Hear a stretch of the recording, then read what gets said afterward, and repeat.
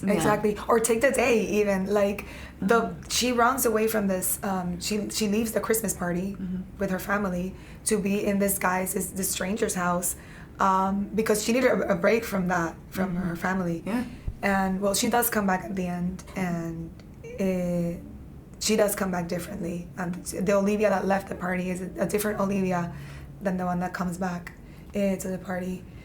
But yeah, that thing you said about just treating it like you need time to rest and not feeling like anyone is judging you or scared. I think that's something that worries me a lot at the beginning with my family, because of course they were scared. I will never blame them, but they didn't know and they were scared, and I was like, no, I don't want you to be scared. So I was so preoccupied because I was worried because I didn't want them to be scared. So that kinds of makes you like hold it in more. Yes, hold it in more, exactly. Yeah. So that's something that has already have improved over the years, but it required a lot of patience and conversations, like what you said. Like people need to understand that this takes time and patience. So that was super important. Yeah, like any disease or any other things, it takes time. It takes time. Yeah. I come from a home where my mom was diagnosed with 4 different personality disorders. So growing up with a mother that is not mentally stable, that we had to get her to the mental institution often. They tried, oh my gosh, so many doctors, so many different types of therapy, even the shock therapy at some point, this was many years ago. And I think accompanying her through that, and also she kind of, well, she made, sometimes I felt like she made me feel a little responsible for what she was going through. Because I was a rebel, like a child or something. But it's also, we've healed all of those things. But I had gone through that during my life, and then meeting Marietere, because it was very different in my experience, being the child of someone who wasn't necessarily finding the right kind of therapy. My mom's fine now. She I don't know. I think it was just so many years of finding through different things, healing, and I thought I never needed healing, right? Because I'm not diagnosed with anything. Even when I've been depressed, I haven't been diagnosed with depression or whatever. But then when my relationship with Marietere and doing this, I started to see a psychologist, and it's the best thing I have done. Like I tell everyone, it's like going to the dentist. Like it's something that you need to take care of your, and there's stuff that you have no idea. That's right. And then you go. I started going also because of a divorce, but after we've like healed those things from the present, we started like going back and going back and going back, and I'm like, oh, like it's so important, and I feel like I have so many tools right now, to not only as a directress to be able to understand the characters and their process, but also to it's like a very loving process. I feel like I'm loving myself each day, like with whatever flaws I have or whatever my mind is going through. Well, thank you for sharing that. Because it's interesting. So I went to a trauma treatment a couple of years ago, and when I was married, we would go to therapy, and the therapist would say you need to go to a trauma specialist, and I was like, I don't need to go back and relive my past. Like, I don't even think about that. I've moved on. I'm a person that moves on. Well, then I got a divorce, and it wasn't the divorce per se. It was all of the years that I had tucked away. Exactly. Never talked about it, never wanted to address it. It was just living in my body. And then the divorce was like, that was the event, though, that helped it say, we can't handle this anymore. Like, my body can't handle it. Oh, yeah. Yeah. Yeah. At some point, I was like, okay, what made me like pick up the phone and look for the right psychologist for me was like, I was at a point that I was, okay, I feel that I don't have the tools right now to deal with what's going on. Yeah. Like sometimes I went to a yoga class, or I saw a film or something, but this is like, oh, like this is something else. Mm-hmm. Like I don't know how to deal with this. I need someone from the outside, not a friend, Mm-hmm. not a family member, someone professional that has tools that can actually like just tell me what to do. Like, Right. Yeah. Give me those The tools. guidance. Yeah, the coping mechanisms and what can I do when I'm in this time of stress, or, all those things. Yeah. Yeah. Well, you took no. What? Because you were also in a mental institution. Oh yes, and I was in a mental institution when that was after my father died, because I was also dealing with that. So OCD made me realize that I have been using certain mechanisms to survive and to deal with pain, because when my dad died, my mom will cry, my sister will cry every time we were remembering him, and I would not cry because I was like, no, someone has to be strong. So after almost 5 years after my dad died, that's when I was institutionalized for that. I remember starting feeling so sad because my dad died, but I was like, this doesn't make sense. This happens 5 years ago. Why am I right now going through that incredible amount of pain that maybe my sister were seeing it different. They saw it, their process was different from mine. So, and that's when I was institutionalized for a while. So that also, I think that also helped me realize, like with my OCD that I was dealing with, I have been going through so much pain that I didn't want it to share with everyone, because I thought, no, they don't need this. My family doesn't need this from it. I can't bother them. I can't. So, yeah, OCD was like that thing you said about the body saying we can't handle this anymore. We can't. You need to. We need help. So we can't do this anymore. Yeah, no, it's strong. So when I went to trauma treatment, they told me that I had PTSD from my trauma, but specifically I hadn't healed from my divorce. So they said you have PTSD from your divorce, along with like generalized anxiety disorder and major depressive disorder, which I know I've always had. But yeah, I was just shocked. I was like, PTSD, isn't that something that people have coming After back a war. for war? Yes. Yeah, and no, it's not. You can have it for something, and maybe that's what you were experiencing too, just... Yes, like the remains of a traumatic experience, like the consequences, long-term consequences, I think is the word. Yeah. So it's sometimes I think that things like OCD, like that voice was just like myself screaming, we need help and we don't know how to get it, so we're gonna go through this mechanisms. It's like a way of sending you a message about the pain that you didn't know how to process at the moment, because you maybe were too young, or you were dealing with so many things that you were just doing the best you could at the moment, but you didn't know how to, or even knew what was happening to you at the moment. So I think that was important, like to realize that, I am going through the trauma of losing my dad, years after it happened. Yeah, it is interesting how that can happen. I just remembered something very important about our movie, because we also touch upon how men deal differently from women with their mental health.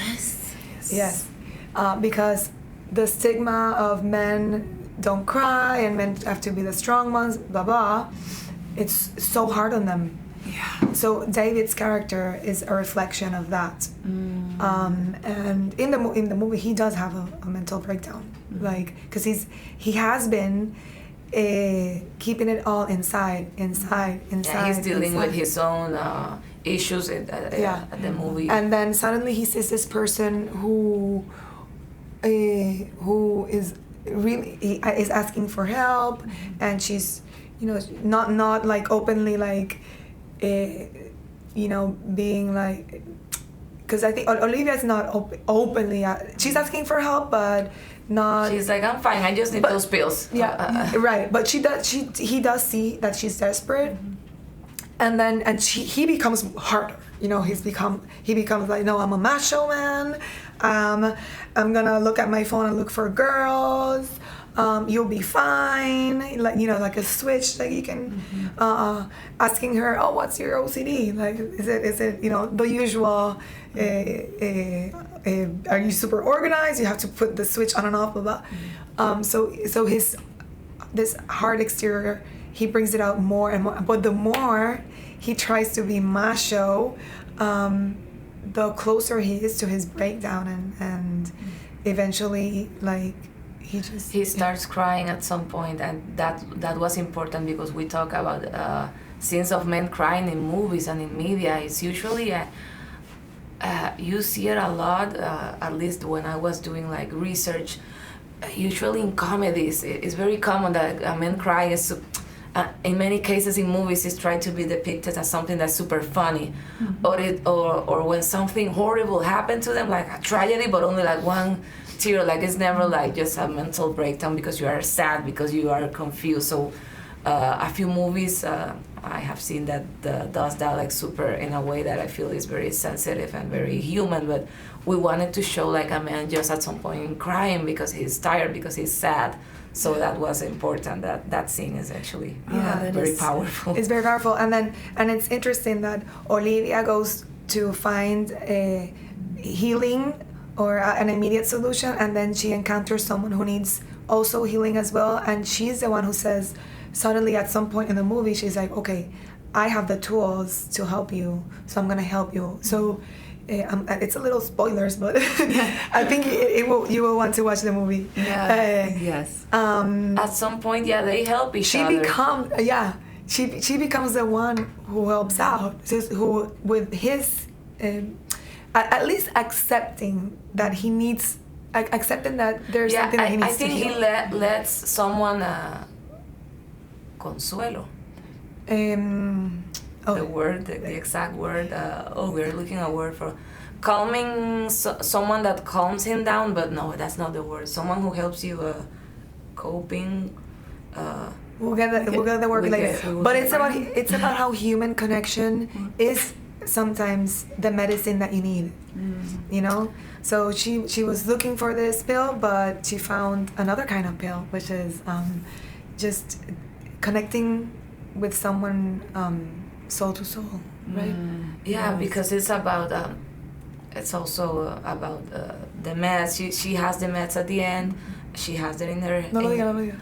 Because it's not about meds are bad. You need to just talk to someone. It's, because it's super complex. But we wanted to show like different kinds of medicines, and human connection was so important because they help each other during like one afternoon. So that was powerful for both of them. And it's real time, like the movie, it only happens like in a very few hours. It happens during Christmas Eve, so it's very intense. I can't wait to see it. But the human connection is right, and sometimes it has to be out of your circle.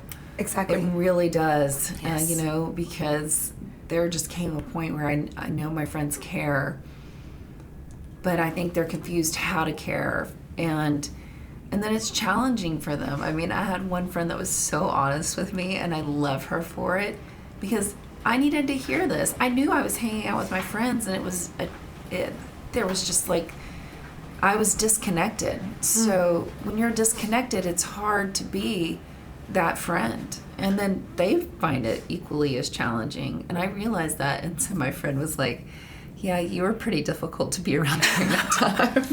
And I was like, thank you for saying it. I just wanted people to be honest. Yes, Just absolutely. be honest. Absolutely. Yeah.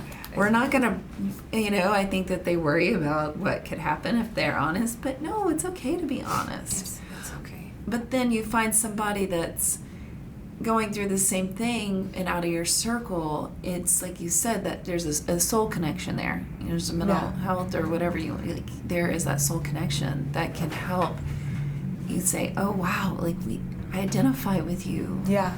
Yeah. Like, At the beginning, they clashed. The characters clash, but then I think at some point they start seeing like their pain through the other person, like mirrors, maybe with the things they are both going through. And also about the pills, she does so. Her motivation to leave the house and what she needs are the pills, and she has them at some point of the movie, but she can't bring herself to take them because the voice is telling her not to. Yeah. Obviously, because we try to make the voice also a little bit sarcastic, and she's like, I'm not leaving if you manipulating her not to take the pills, but also I think the character at that point was like, okay, here we go again. I need this, but also it's like a loop. Is this ever going to end? Am I always going to need these pills? If I take this first pill now, it's okay again, going through the same process. But David is this time. The different thing is that David is there, and he's giving her another kind of medicine, as I said before. But yeah, I think it was interesting for me, that moment where she has the pills, but she can't take them. She can't. Yeah, and people have asked, why didn't she take the pills when they are reading the screenplay when we were developing it? And it has many answers. I don't like giving people this is the only answer, because people have had different interpretations of many things in the movie, but it was about, she even says it at some point, at the moment I got OCD, I automatically thought, well, I need the pills, and now I think maybe I am not saying I don't need them, but maybe I do need other things also, maybe I need a lot of things that I really need to start figuring out. Yeah, putting some things into practice, or some daily I don't want to say routines, but daily coping, like meditation or yoga or walking, or Yeah, that even became part of your routine. Yes, at some point. Yeah, absolutely. Well, and I thank you for touching on about men, because it is devastating when you hear the statistics about men who take their lives. There's a good percentage of women who think about it, but they don't act on it, and it's probably because we are more vocal about what's going on. Yes. But men, it worries me. Yeah. Yes. Yeah. And for us, we as female filmmakers, it's all about trying to bring the female perspective into our stories, but we also wanted the balance of the male perspective, and specifically with this theme, it was so important with mental health, because like you said, men are usually the ones that commit suicide more, and that is very alarming. Yeah, absolutely. So the actor was instrumental, for example, in portraying this broken man who's going through his thing, and also our director of photography, for example. Oh my gosh, Arturo. Oh my God, it was because he was with us. We did 11 days of prep, of acting coach rehearsals, 8 hours a day. It's not usually you get a couple of rehearsals for the most important scenes, and then you go to shoot. But because this is basically 80% of the movie was two people in one place, and it was acting, pure acting. We didn't want to be just two people saying lines. We wanted the camera to become part of them, of the moment, and also having the actors really, really embrace their characters, because eventually Olivia was not you. eventually Olivia has OCD as you, but it was something else. Yeah. And the whole acting coach process was, oh my gosh, was so intense. And it was the moment where we really explored deeply each line, each moment. Actually, even like there were many lines that were just taken out during the rehearsal process because a look or a breath or a mini movement was said more than just saying the line. Saying the line. But Yeah. Arturo was so sensitive, our director of photography, during that process. And he was there.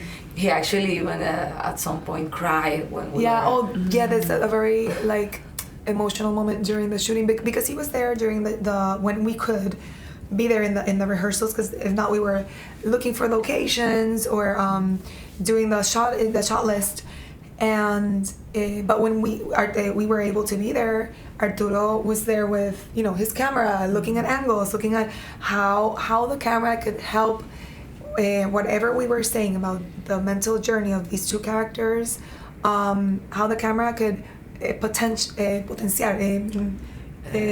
make it like improve, yes, or maximize the moment. So Arturo, the camera became also and we were also trying to. The camera was sometimes the voice. That's how we treated the camera. The camera was sometimes the voice. Point of view the point of view of the voice. Mm. And eventually it just became, when they were just together, sometimes it became Olivia and sometimes it became David. So Arturo was there with these two people that are going through real emotions, because you guys really brought it. And there's the breakdown scene when he starts David with David. It's a very and we do long scenes, long takes, because I like it to feel when you cut. Sometimes there's something that is taken away from the realness of the moment.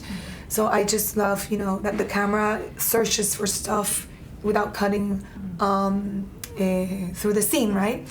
So the whole breakdown scene, it was like a one take, and Arturo was there, handheld, was there with them. It started like a wide angle, and it ended up like a super close up. When I said cut, he gave the camera to the assistant, and he just broke down. Oh, he was in the floor just crying. He started crying, and then Gabriel and I, the actor, we also started crying. And we just hugged him. That was one of the moments, which was take 5 or 10. We were just hugging them each three. other. They needed. It was such a release for the DP, and I wish that is when men look at that scene or the whole piece.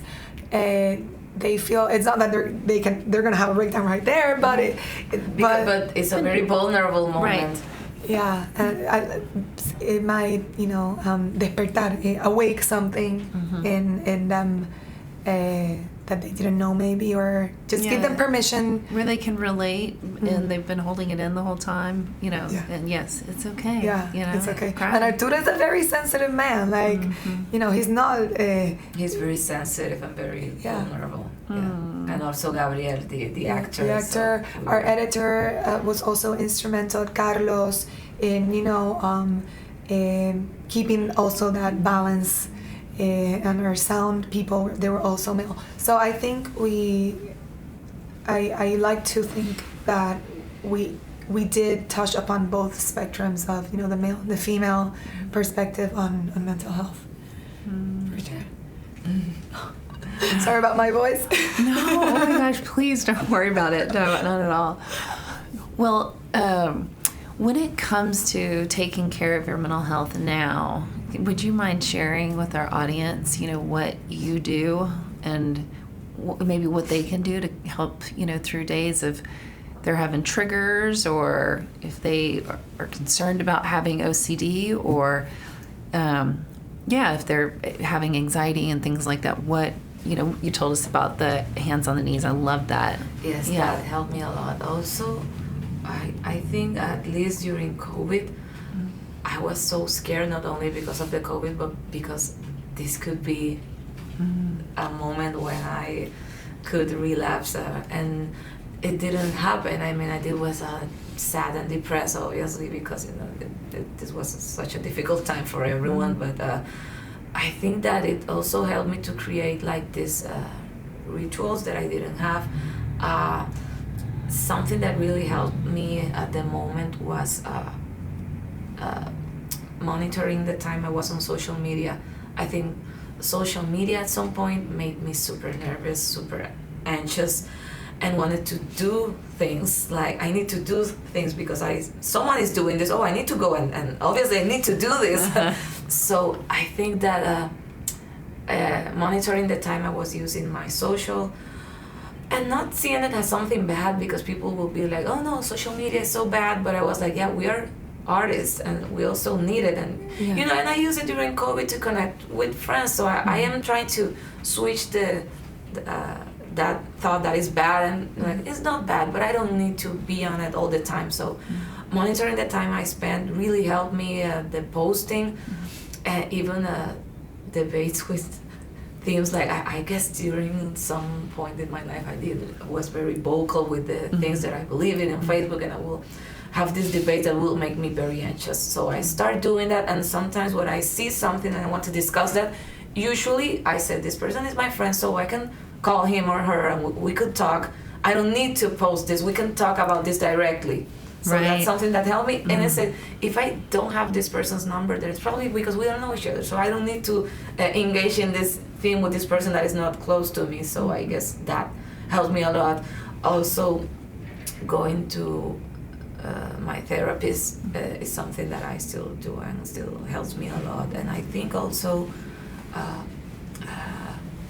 being very patient with myself and with allowing myself to make mistakes or not being perfect. And that's still difficult, because with the movie I am like, oh, I want people to like it, oh my god, what people are gonna think. So I'm trying to, we're talking about that, we have been talking about that it's okay, we're doing an amazing job and we are fine. So it's also like learning to just accepting that things are not perfect, things will not always go as planned, but you still have a lot of things to celebrate. So I guess trying to allowing myself to make mistakes. And something that we realized through our process, personal and also professional, is that we're not we realized this at some point, we're not looking for perfection, we're looking for humanity in our, I think, in our films and also in our daily lives. I love that. Yeah. So we don't have to be perfect. And for myself, therapy every week, even if I feel okay, I have my session. And I think that, because at least with what we do, there's ups and downs. Like, so what my therapist has taught me a lot is, when I feel those downs, embrace that Juliana that is sad. Recognize her, don't judge her. Oh gosh, there's a word that she uses. It's like recognizing her and just hug compassion. It's important. I don't even remember the word in Spanish right now. But it's like I'm very visual. So she was like, she used like and I used to do sports.